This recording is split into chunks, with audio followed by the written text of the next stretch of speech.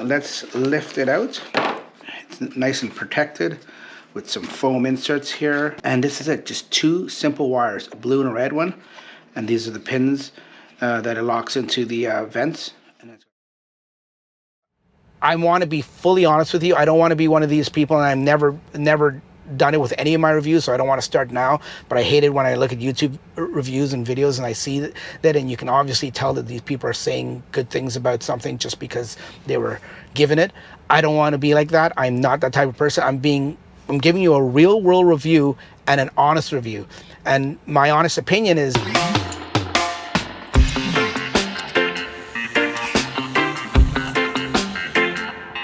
okay folks, you saw the unboxing there and you saw the initial reaction, stuff like that. I'm not going to bother doing an actual install review or an install instructional video on how to install it and stuff like that. I was looking online on YouTube, and there are tons of videos online on YouTube. I also looked at the instructions that it came with, and this is the second or third Hansshow product that I've installed, and I've got to say, I love the company and everything, but their instructions on how to install things leave a lot to be desired. Let's just say that. They're poor, and I don't know if it's the Chinese to English translation or what it is, but they're terrible. So what most people probably do, they go online on YouTube, a wealth of knowledge, and see how to install things. So go to YouTube and you'll find lots of install videos there. I didn't bother making one. There's enough good ones out there that will show you step by step how to install it. You don't need a step by step from me, but basically I'll tell you, it's pretty simple. I mean, it goes obviously on your dash, so you've got to take that long dash strip off. Whether you have white interior, it'll be white, or if you have the black interior, it'll be that wood grain. You have to take that off. As far as I remember, there's no screws. It's just that orange spudger I showed you in the box.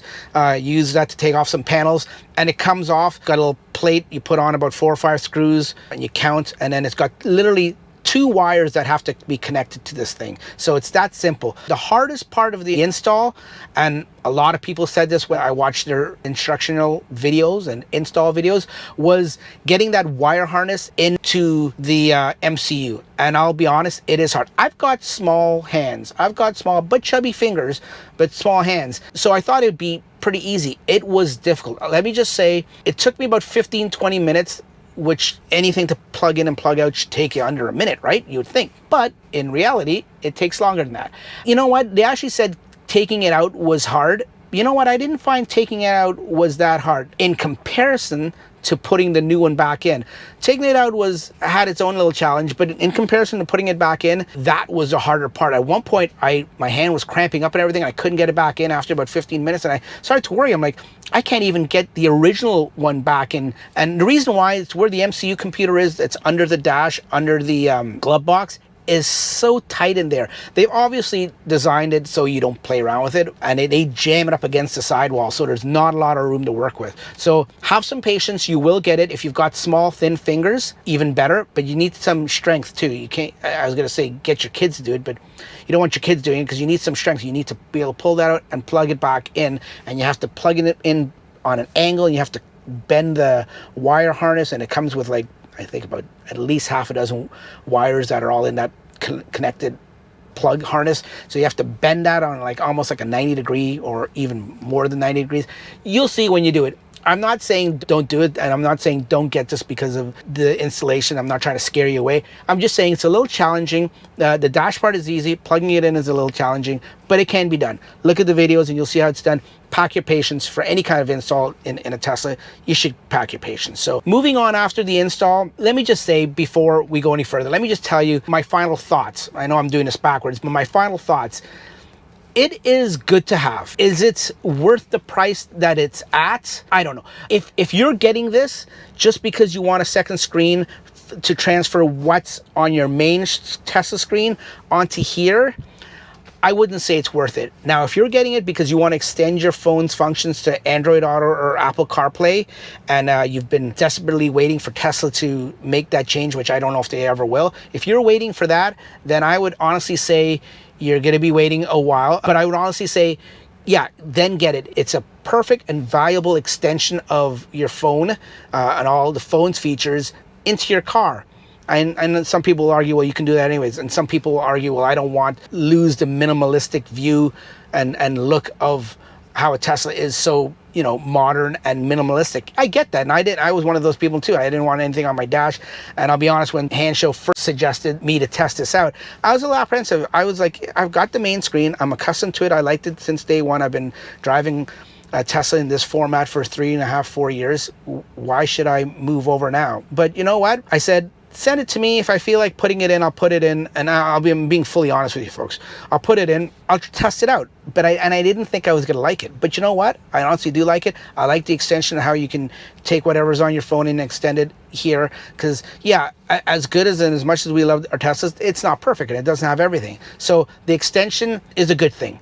It is a good thing. Now, getting back to the value of it, honestly, if Hansshow could make it $100 to maybe $150 cheaper, and I know maybe it's not out of their control, then I would say it's worth it. Other than that, I would say if you're just getting it for, like I said, the extension of the what you want on the main screen on here, I'd say don't get it. If you're not going to use this to its fullest, I don't think it's worth the money. If you will use it to its fullest, then it's fully worth the money. Don't forget, if you go to the website, hautopart.com, that's the Hansshow website, H as in H for Hansshow, and then Autopart, one whole word, .com. There, use my discount code Tesla Talks, one whole word, Tesla Talks. That'll get you additional 15% off. So, you know, it'll definitely bring down the price, probably close to $100, about $75.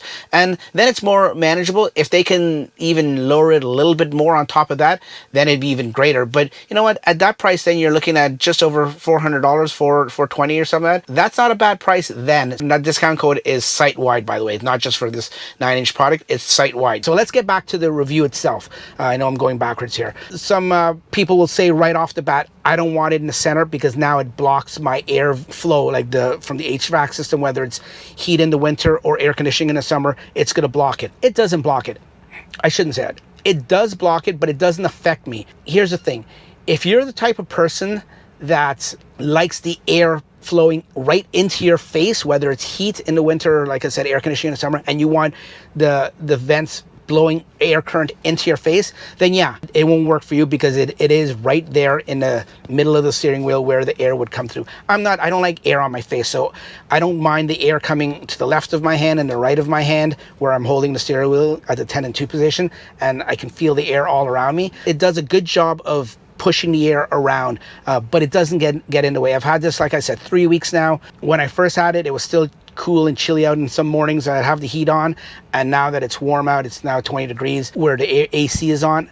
I've never yet say that I'm too cold or I'm too hot, and I've noticed that the airflow isn't working. So if that is going to bother you, then don't get it. Also, the look of it is surprisingly, like when I saw it, it was nice and small. It's the perfect size in my opinion, and surprisingly it looks stock. I've had some Tesla friends and non-Tesla friends look at this, and the Tesla friends noticed it right away because they know that they don't have this, but they commented on how it looks so amazingly stock. The bezel around matches and mimics the bezel that's on the stock screen. The curved edges almost mimic it. The finish at the back, it looks identical. The screen brightness is identical. The white balance is a little tiny bit off. If you're typically really OCD, you'll notice it, and it may bug you. It doesn't bug me. I do notice it at times. Like right now, it's daylight. I don't notice it at all. They did a pretty good job. The screen brightness, it's nice and crisp and clear. The resolution, surprisingly for an aftermarket thing, I thought it can't compare to the crispness and the brightness of the main screen, but it does a good job. It is a touch screen, so the touch is very responsive and snappy. The UI is snappy, like I said, but it's not perfect. It could be a little bit better. Like I was saying, the instructions on how to install could be better. Well, it came with its instructions on how to use the software and stuff, like the software instruction page had like 8 or 9 pages. It was terrible. It had some functions in there, because what it does do that I actually like, and I should say, it doesn't take over your whole steering wheel, but some of the things it integrates when you're not in autopilot. It integrates some of the functions on the screen, integrates into the scroll wheels without taking away the main functions of the scroll. It's hard for me to explain how it does it because even the instructions don't do it well, but you'll see. You can, even though you can touch the screen, you can do hands-free. You can be driving down a highway and you can navigate to things just using the scroll wheel. So it's pretty good, but it's not perfect. I've had this for about 3 weeks, and for the last 2 weeks I couldn't for the life of me figure out how to adjust the volume, because it has a little speaker on the side, which I'll get to in a second, but the volume was stuck on high, and whenever the navigation directions would come out, it would be loud. Good loud, but loud, and I couldn't find a way to adjust it. Every now and then I'd play around with the screen, I'd touch the screen, and I'd see the volume slider pop up on the top of the screen, but I couldn't figure out how to slide it and adjust it up or down. Finally, just by fluke, last week, so after dealing with this for 2 weeks, last week I figured out how to, on the top right corner of the screen, if you slide down, it pulls it up, and then from there you can slide it up or down, and I was able to adjust it from full all the way down to probably 25-30%, and that's the perfect volume. The speaker itself, like I said, I wasn't expecting much out of these little tiny speakers and these devices. I thought it'd be really tinny and crackly and very, you know, Charlie Brown, but it actually wasn't. It's a nice crisp sound. It's very audible, like you can understand it when it talks to you. I use it for the navigation. Now, speaking of the connectivity, it's a little clunky in terms of, and this may not be the fault of the device. It could be Android Auto or Apple CarPlay, how it, you know, it wants to either play on the Bluetooth device or play on the Tesla, and you can adjust that and play around with it. At first it was a little clunky for me. I think I've figured it out now, like I said, but probably not the fault of the device itself. But one thing that is problematic with the device, and I shouldn't say problematic, basically the Bluetooth connection to set this up for CarPlay or Android Auto is pretty seamless. It's all done in the phone now. All my experience has been on Apple CarPlay. I don't have an Android Auto, so I can't speak to that, but I'm guessing it's pretty similar. So all the stuff that I'm talking about is here, and when I first set it up, you connect to Bluetooth, and it's pretty easy, it's pretty seamless. Apple makes it pretty seamless. I'm sure Android does too. And it works, I would say, 80 to 90% of the time. So anywhere from 1 to 2 out of 10 times you get in the car, it will automatically connect. You don't have to do it every single time manually into the phone, into the settings. It'll do it automatically. But 1 or 2 times, it won't. It's frustrating those 1 or 2 times, and I get it. 80%, 90% is good ratio and good odds. I get it. But every time it doesn't, it will bug you, like it bugged me. That's software that could probably enhance that. Speaking of software, the interface is good. I like it. It's got 2 parts. It's got the Android Auto and Apple CarPlay phone portion of it, and that's where I keep it on, and that looks very nice. And then the built-in stock one that comes from Hansshow, or whoever makes it for Hansshow, is the 2 dials. I think that's a little cheesy in my opinion. I don't use that. You can see the speed and how much you slow and regen and how much you use. I don't use that myself. I think it looks a little antiquated. You've got a nice modern futuristic screen here with all the nice fonts and everything. And then there you've got dials, and I just think that dials isn't futuristic. So that's all software. They could change that. There is a little port on the side for USB-C, so I don't know if that's for updates or anything like that, or if that's for connected CarPlay or connected Android Auto. I think it's just a diagnostic port, but maybe it's upgradable. So in the future they could probably do it. It's all software, so they can do it. So I think it's working well. Like I said, what else? I've got a little cheat sheet here. I'm trying to go by it. Oh, the auto brightness, it goes up and down. You can pick day or night or auto.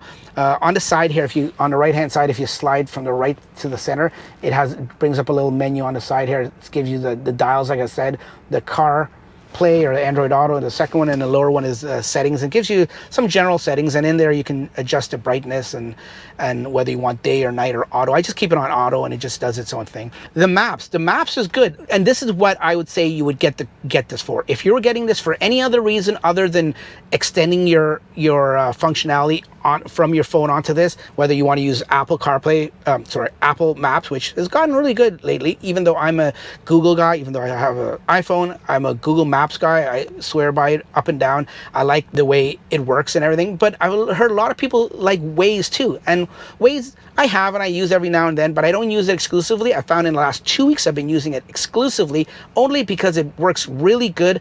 Let's face it, everyone that says Waze is better, it's only better because it looks out for cops and speed traps and stuff like that. If you say Waze is better for any other reason, you're just lying, because it isn't better than, in my opinion, and it's a personal choice. I know, I'm just joking about you're lying, but it is, in my opinion, good to use for stuff like that. So you can have that, and you can have your main screen, and you know, your main screen, if you're going on a long trip and you have your destinations put in there for supercharging, you can have that, and then you can use a better route planner, which I plan to use when I go away for our long road trip this summer out east. I'm going to use a better route planner on there, so you can have both maps on there and you can compare them. So in that aspect, it's good to have, and it'll come in handy for stuff like that. You know, let me wrap this up, folks, because it's getting a little bit long. That is my review of it. It's good. If you're buying it just for the extension of what's on this main screen onto here, I wouldn't recommend it. If you want to get all your money's worth of it, of whatever you have on your phone, and extend your phone's functionality onto this, I'd say get it. Thanks for watching. If you have any questions, if you own this or you're thinking of getting it and you have more questions that I haven't answered here, leave a comment down below. If you have it yourself, let me know how the install was for you. Let me know your pros and cons and what you like and what you don't like and what maybe I have missed. And we'll catch you on the next one, folks. Take care. Bye-bye.